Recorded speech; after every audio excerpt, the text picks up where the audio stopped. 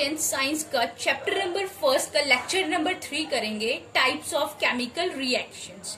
कल हमने बैलेंसिंग पढ़ा था और उनके स्टेप्स पढ़े थे कि बैलेंसिंग में कौन कौन से स्टेप्स होते हैं।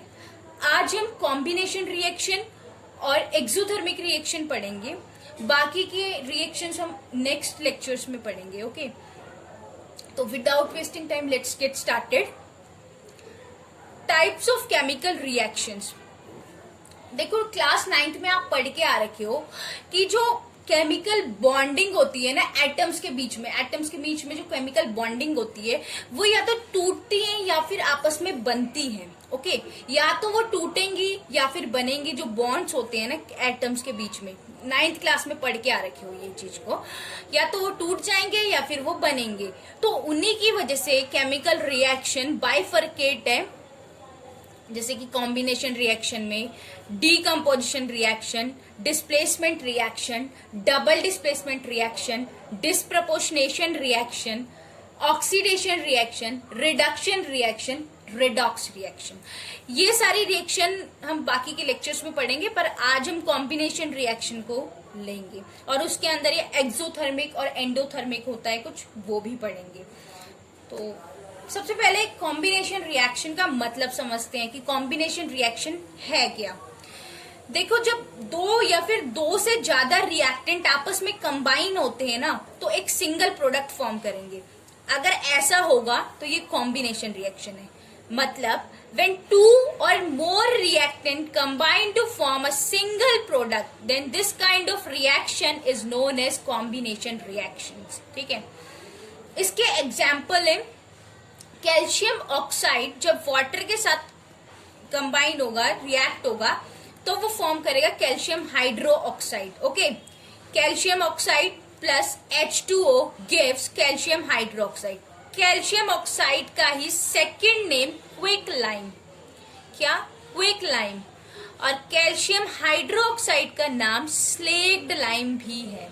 स्लेक्ड लाइम भी है। ठीक है, quick lime water gives calcium hydroxide that is also known as slaked lime। slaked lime जो होता है वो व्हाइट वॉशिंग में यूज होता है। स्लेक्ड लाइम जैसे जो वॉल्स होती है उनकी व्हाइट वॉशिंग के लिए स्लेक्ड लाइम यूज होता है। वो क्या करता है, जो कार्बन डाइऑक्साइड प्रेजेंट है एयर के अंदर, उसके साथ रिएक्ट करके कैल्शियम कार्बोनेट बना देता है और एक शाइनी फिनिश देता है दीवारों को। ओके, तो स्लेक्ड लाइम का यूज क्या हो गया? Used in white washing of walls. ठीक है, सेकेंड एग्जाम्पल, पहला एग्जाम्पल तो ये था बर्निंग ऑफ कोल। कोयला होता है, ये जब बर्न हो रहा है, ठीक है, जैसे कोयले में क्या प्रेजेंट है? कार्बन प्रेजेंट है। कार्बन को बर्न करोगे एयर की प्रेजेंस में, क्या बनेगा? Carbon dioxide. It is also a kind of chemical combination reaction. ठीक है, फॉर्मेशन ऑफ व्हाट, क्योंकि कंबाइन हो रहा है ना, C plus O2 gives CO2। इसी में भी CaO plus H2O gives CaOH bracket hold wise. ठीक है, formation of water H2 plus O2 gives H2O। ये भी एक तरीके की कॉम्बिनेशन रिएक्शन है। तो ये तो थी कॉम्बिनेशन रिएक्शन जिसमें दो या फिर दो से ज्यादा रिएक्टेंट आपस में कंबाइन होकर एक सिंगल प्रोडक्ट फॉर्म कर रही थी। ओके, इसके बाद हम पढ़ेंगे एक्सोथर्मिक रिएक्शन। एक्सोथर्मिक रिएक्शन क्या होती है? देखो, कुछ रिएक्शन होती है ना, जब वो रिएक्शन हो रही होती है उस टाइम पर हीट प्रोड्यूस होती है। जब वो रिएक्शन हो रही होती है उस टाइम पर हीट प्रोड्यूस होती है विद प्रोडक्ट। जैसे इसमें मान लो ये टेस्ट ट्यूब में लोगे आप, कैल्शियम ऑक्साइड अपने टेस्ट ट्यूब में लिए, थोड़ा सा पानी मिला दिया, अब उसको शेक करोगे, ऐसे ऐसे करके हिलाओगे टेस्ट ट्यूब को, तो जो आपकी टेस्ट ट्यूब है कैल्शियम हाइड्रोक्साइड तो प्रोड्यूस होगा, साथ में जो आपकी टेस्ट ट्यूब है ना वो भी गर्म हो जाएगी। ठीक है, एज अ प्रोडक्ट, मतलब वो भी प्रोडक्ट की तरह ही है।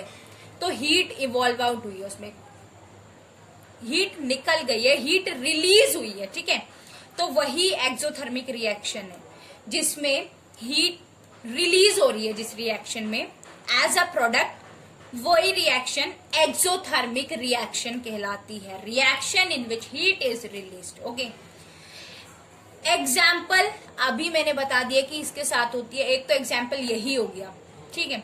दूसरा बर्निंग ऑफ नेचुरल गैसेस, जब नेचुरल गैसेस को बर्न करते हैं ना उस टाइम पर भी हीट रिलीज होती है, तो this is also a kind of exothermic reaction. Third example होगा ग्लूकोज को आपने जब ऑक्सीजन के साथ कंबाइन होता है, ये रेस्पिरेशन का रेस्पिरेशन रिएक्शन है, ठीक है। रेस्पिरेशन मतलब हमने खाना खाया, वो ऑक्सीजन के साथ कंबाइन होके टूट गया, तो ठीक है,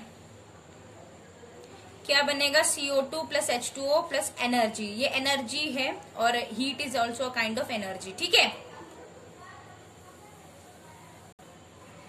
क्या होता है रेस्पिरेशन का मतलब, break down of food in the presence of oxygen, तो ये खाना मतलब ग्लूकोज था, खाने से मिला, ऑक्सीजन रिस्पायर करते हो, ब्रीथिंग करते हो ना, इनहेल एक्सहेल, ये कंबाइन हुआ आपस में, फिर ये ब्रेक होके CO2 H2O और एनर्जी में टूट गया। क्या थी respiration, break down of food in the presence of oxygen, और एनर्जी भी रिलीज हो रही है, हीट की फॉर्म में भी एनर्जी रिलीज होगी, and heat is also kind of energy, ठीक है ना।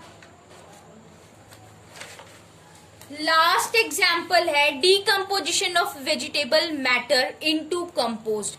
जो आपका वेजिटेबल मैटर है जब ये डीकम्पोज होता है, ठीक है, तो भी एनर्जी हीट रिलीज होती है, तो ये भी एग्जाम्पल है एक्सोथर्मिक रिएक्शन का। कौन कौन से एग्जाम्पल थे, एक तो ये एग्जाम्पल कॉम्बिनेशन रिएक्शन में से आया, दूसरा ये जब ग्लूकोज आपका ब्रेक डाउन हो रहा है इन the presence of oxygen, energy भी रिलीज कर रहा है, ठीक है, बर्निंग ऑफ नेचुरल गैसेस और decomposition of vegetable matter into compost, okay.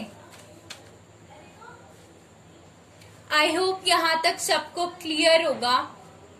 अगर कोई डाउट हो तो कमेंट सेक्शन में लिख देना, and thank you for watching. Next lecture को देखने के लिए हमारे चैनल को सब्सक्राइब करिएगा।